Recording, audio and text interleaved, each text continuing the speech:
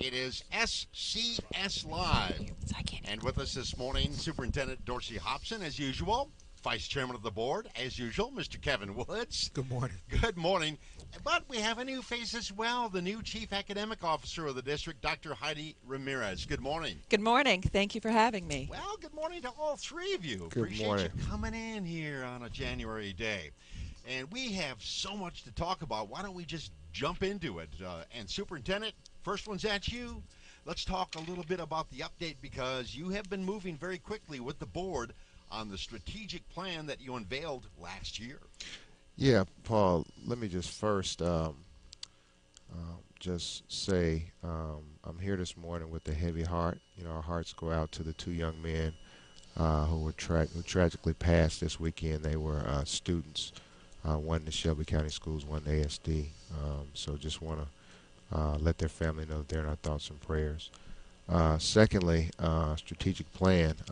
Very proud of what we've produced. You know, our board adopted some very ambitious goals several months ago and then charged us, excuse me, with a plan to get it done. So what we've done is, with the help of a lot of community involvement, a lot of community engagement, we've come up with 5 very high leverage areas that we believe if we get those right, we can significantly move the needle in student achievement. And just very quickly, Paul, those areas are, we want to strengthen early literacy. We talk about that all the time.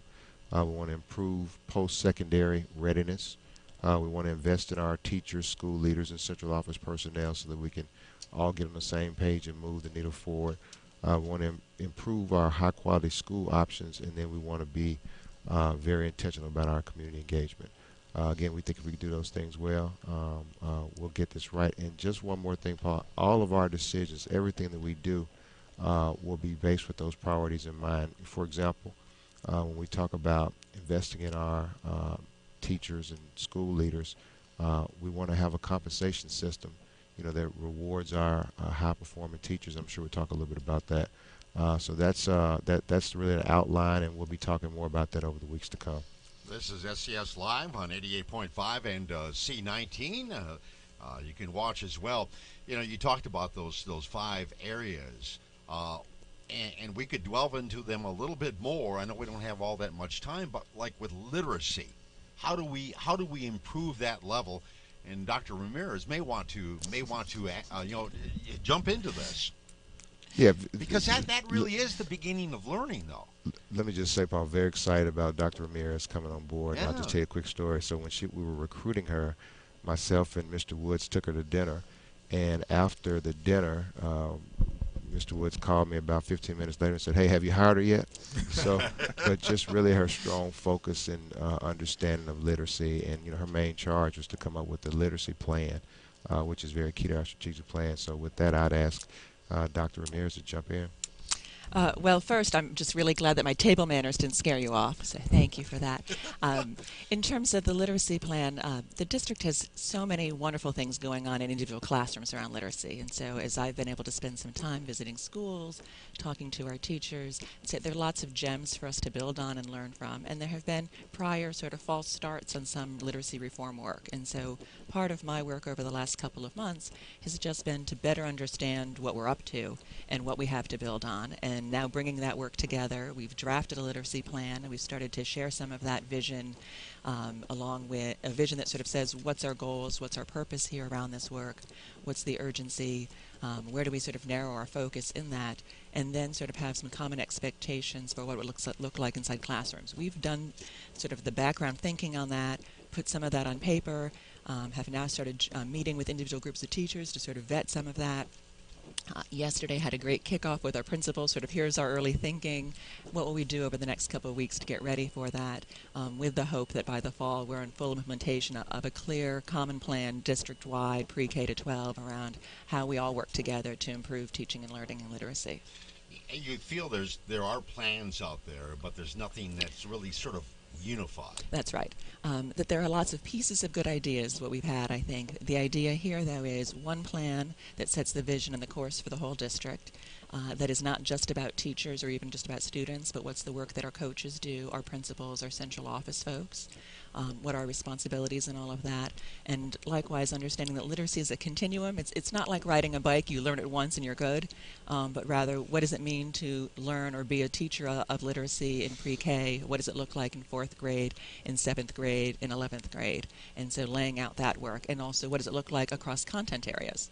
So we all have a role to play in this. We've never really articulated that across the whole system before. Very good. Very exciting that we've got a strategic plan, and parts of it are already really almost in motion here or ready for the next year. One other big development that happened, and we're going to get Board Member Kevin Woods into this, and this was exciting news. I think finally people said, "Phew, it's finally done." I believe it or not, I think when the story first broke that the City of Memphis was not going to pay, at that time, Memphis City Schools, $57 million. I actually didn't have any gray hair in my hair, but I do now. That's how long this has been going on, about 9 years or something like that? Well, Paul, this has been going on well before I became a member of this great board, well before Superintendent Hopson was superintendent, but he's been involved in this process from the beginning. As we talked about the plan, the strategic plan, Superintendent Hopson made it very clear to the board that the ambitious goal that we've set out has a price tag. The idea of more coaches, strong focus on literacies, pre-K, our iZone models, those are expensive undertakings that this district plans to take on. So we understand that a dollar in the system now could have long-term impacts. So I can't be more proud of our colleagues, our board chair, Teresa Jones, and her leadership, Mr. Orgel, who handled most of the negotiation processes for us, and our general counsel. So to know that we've closed the door and we'll be receiving $41 million for our kids and to put toward our strategic plan is a job well done by this board. So we're excited to put this behind us and to again continue to move the city forward. I know I was reading prior to last night's approval by the Shelby County School Board. There were editorials in the commercial appeal. Others I read were they're going, let's close the books on this. Right. And that's exactly what happened last night. And not only that, I honestly believe that this mayor, that this city, and this county want to support education in a way that's meaningful. So we say, but when you're in the room together and you start talking about right-sizing the school district, looking at buildings to close, when you need political stakeholders at the table with you, it's the elephant in the room. And so when we look at how we move forward, how we advance this city from an education standpoint, we'll still need our leaders at the table. So we're glad to be able to now move forward. So Superintendent Hopson, started this process knowing that this money was owed. And to be sitting at the helm as superintendent and to see this get done was a proud moment last night. It certainly is. And one other thing, and we'll go on to, I know we have a bunch of other issues. It first started out as court battles, filing against one another, and it ends in mediation. Talk a little bit about that process of how you guys came about with that figure.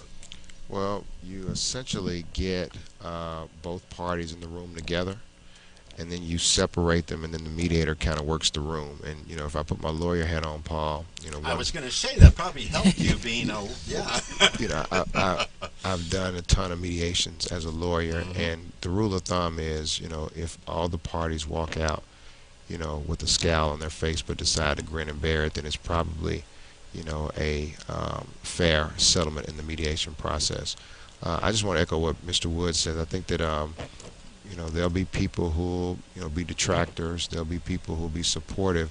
But I hope what does not get lost is the extraordinary accomplishment that this board made in getting this done. I mean, there's been a lot of rhetoric about it, a lot of politics. But I think our board has shown clearly that they're about action and about doing what's best for kids. You didn't see the politics here. It's not an election season for the board. This is just about let's get this done so we can continue this work going. Very good. If you have a question for us, well, not for me, but for the three guests here, Facebook us or tweet us at SCSK12 Unified, okay? And we'll try to get it on. In fact, I've already got some questions we're going to get to our three guests in just a couple of minutes. Let's continue with some of these topics. And like I said, my goodness, we've got I mean, this is a full dinner plate that we have going on in the district. School consolidation. Some painful things happening out there. Superintendent Hopson, if you would want to talk about the latest, and then maybe Kevin, you could talk about the process. Yeah, great question. I go back to our strategic plan. One of the things we want to do is expand our high quality school options, and one of the strategies to doing that is to expand our I-zone. So what we know is that we have far too many chronically underperforming schools that are on the priority list, and there are a disproportionately high number in South Memphis. So what we learned through some of our conversations with our colleagues in the ASD is that having kind of set up shop as it were in Fraser, I think the focus with some of the ASD schools was in South Memphis. Now it's going to be South Memphis. So we looked at the data and just decided that instead of having some of our schools taken over by the ASD, let's consolidate those schools and make those schools I-zone. So Lincoln Elementary is about 1.1 miles from A.B. Hill Elementary. Both of those schools are on the list. Both of those schools received some attention last year from the ASD. So we figure if we consolidate those schools and then invest back into those schools, that's going to be best for kids. And we were on Friday going to visit some of those schools and some of the faculty. And when you drive through some of these neighborhoods, you realize that for years government has not invested in these neighborhoods, be it the city, the school board, or whatever. So I think that we almost have a moral obligation to invest in these students.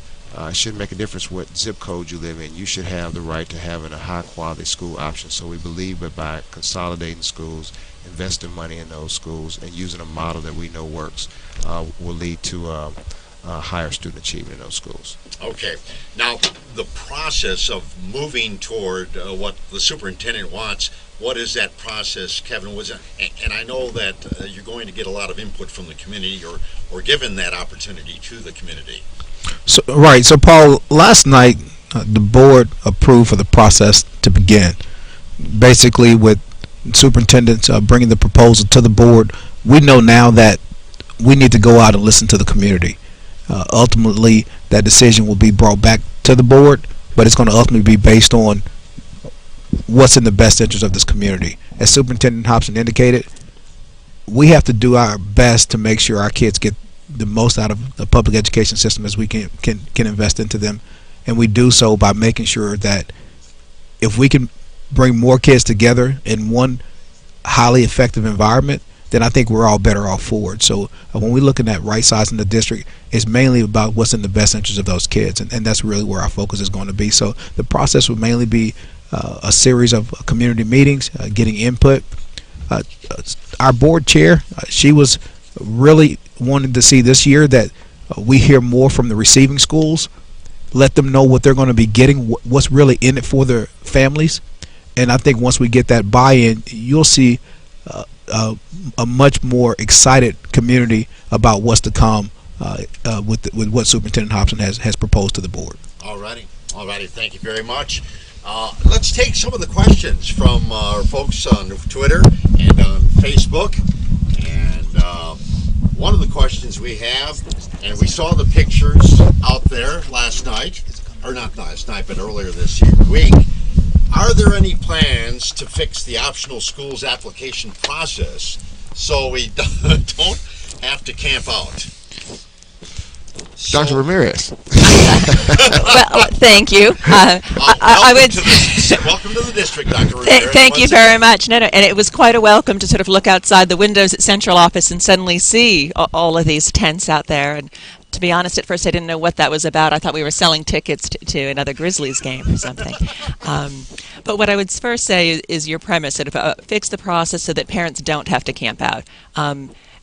Right now, parents don't have to camp out. If we look at the number of parents children who qualified last year through the application process, who were there on day one of registration, 4 of those parents didn't have a placement in August. And it's because they were all waiting for one, placement in a kindergarten classroom that was filled. So for the most part, our parents and our students, those options are available to our families. There is a culture, I understand people aren't sure of that, don't necessarily trust that, want to spend the night with us.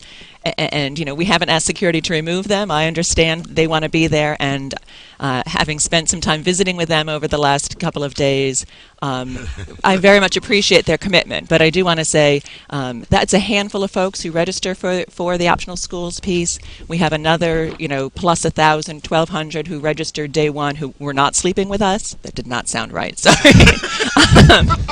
And then another 2,000 or more who registered on day two.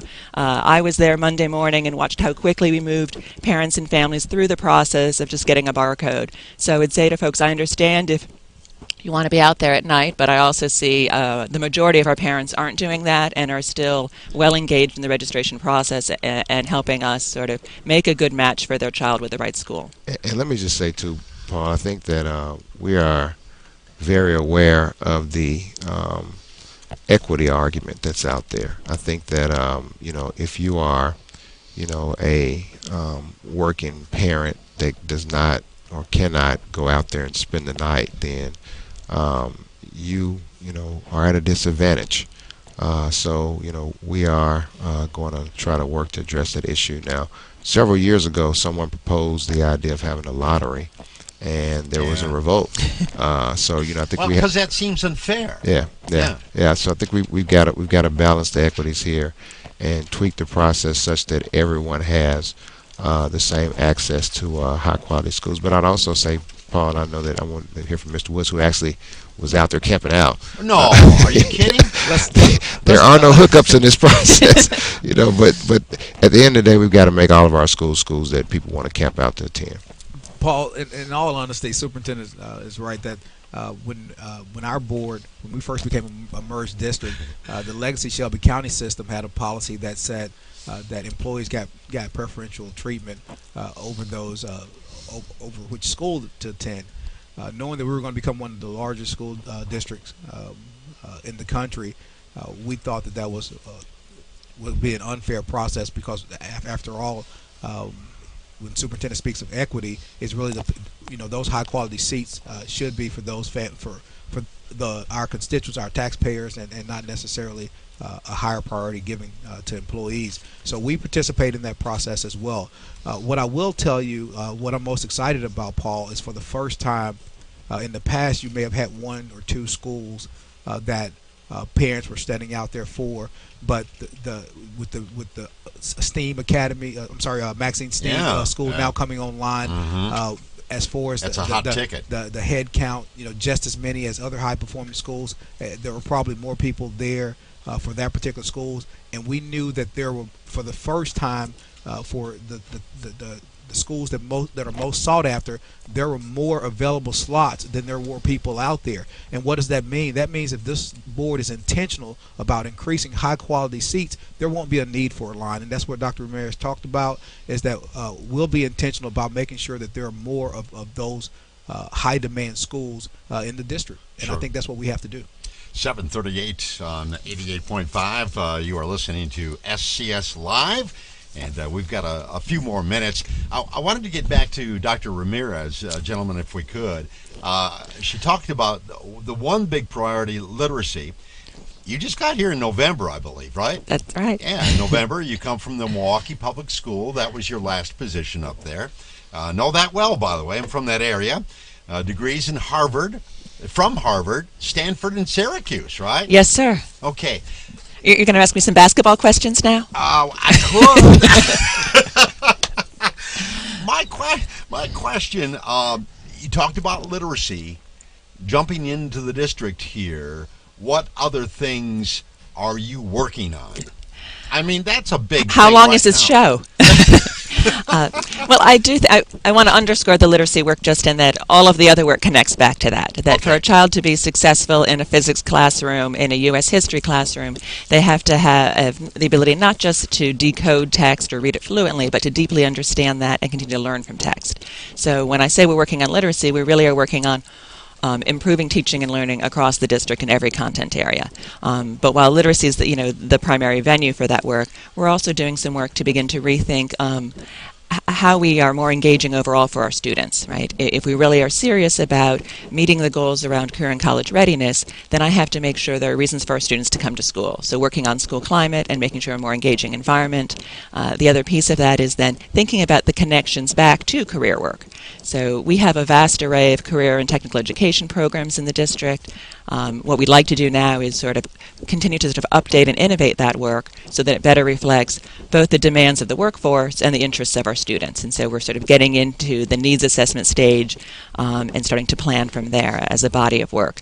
Certainly, even though our math performance has been outpacing our literacy performance, we know we have a ways to go on that as well. So doing some work to explore what do our teachers need to improve their math teaching skills? What are the supports they need? Do we have the right sets of materials? And also thinking about ways to sort of jumpstart that work, particularly in middle grades with math and science. So there's a mix, and early childhood falls under my purview as well. And again, I think that's about literacy, but it's also about having this continuum. And so to do all this work, we have to make sure we have the right supports, particularly for our teachers, but for our principals as well. So we're rethinking what is the range of teacher supports to, particularly our coaches. Okay, very good. Full plate for Dr. Ramirez as she comes into Memphis running for sure. Some exciting things, some very, very exciting things. One other thing, we're running out of time, but we wanted to talk about, because it was big news last night at the school board, and that is the compensation plan for teachers. And in fact, I've got one question here, but let's talk about that compensation plan overall, the fairness of it. Yeah, for me, Paul, I think at the end of the day, we just want to reward our effective teachers, and we want to do it in a way that takes into account their effectiveness. I hear from teachers all the time that, I guess I was in the school last week and a teacher said to me, I'm not really sure of all the particulars of the plan, but I like the thought of it because, Sure. I get to work early, I leave late, my kids move consistently, but then you may have someone who could be in your classroom next door and, they may not even show up sometimes, and it's not fair to make the same amount of money, and that really resonated with me. But we understand that this is a tough issue. Change is hard. So we're going to continue to work with, most importantly, our board to get this right. So I think that you'll continue to hear more and more discussion about the compensation system. But it goes back to the strategic plan. Paul, we want to invest in our teachers and school leaders and central office staff. And part of our strategies in doing that is to have a compensation system that rewards our effective teachers. One question that came up here from Twitter, Wendy on Twitter says, what about teachers in non-tested grades? Is it fair to tie somebody's salary to other people's scores? And I know this might be hard for the listeners to understand, but a lot of the teachers that, like here, teaching broadcasting, we don't have an end course grade, so we have to rely on scores from other parts of the district for our performance value. I think there's a menu of options that teachers who don't teach tested subjects can pick to use as part of their evaluation. But I think, Paul, one thing that I think gets lost in this discussion is that about 80% of our teachers are level 4 and level 5 teachers with the evaluation system that we have now. So I hear the concerns about the evaluation system, but we cannot ignore the fact that under this current system that has some people concerned, the overwhelming majority of teachers are doing exceptionally well. Alrighty. Listen, we're running out of time. I want to get to the kudos here. We always end in positive notes. Mr. Woods, do you have something there? Yes, absolutely, Paul. First of all, we want to be excited to recognize Commons School, who has been recognized as the 2014-2015 National Title I Distinguished School. And so Commons, a pre-K through 8th school, is going to be recognized for its hard work in closing the achievement gap. So again, kudos to Commons. And then also Biba Kavaz, I think I'm pronouncing that right, is one of our Southwind High School AP macroeconomics teacher, and she's recently been honored by the Council of Economic Education for excellence in economic and financial education. So we're excited to recognize our great schools and our great teachers at Shelby County Schools. Yeah, and I'll just give a quick shout out to Kimberly Chandler, who's the principal over at Cordova High School. She invited me out this weekend to a community event at the school. Wonderful showing, wonderful community involvement. Keep doing what you're doing. Oh, yeah, that was the big community thing on Saturday, wasn't it? It was great. Great show. They had performances out there, and I hope they had a good turnout. They did. That's They did. excellent. Excellent school out there at Cordova. Well, ladies and gentlemen, we appreciate you coming in this morning and giving us an update. We might have to do this twice a month or something with as much going on in the district.